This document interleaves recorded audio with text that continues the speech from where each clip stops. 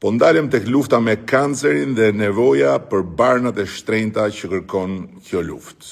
E pra, për herë të parë, hapim një linjë financimi nga buxheti i shtetit vetëm për këtë nevojë jetike, duke futur 15 milion euro ekstra në shërbim të pacientëve të onkologjikut. Për herë të parë, shërbimi i rikonstruksionit të gjirit për gratë dhe vajzat që kalojnë kancerin do të jepet i plot për të gjitha dhe falas. Ndërkohë, Ministria e Shëndetësisë e shpallur sfundi ndër 100 gratë më influente në mjekësinë botërore për çështjen e kancerit, do të udhëheq projektin kombëtar të ngritjes së Institutit Kombëtar të Tumoreve për Shqipërinë 2030.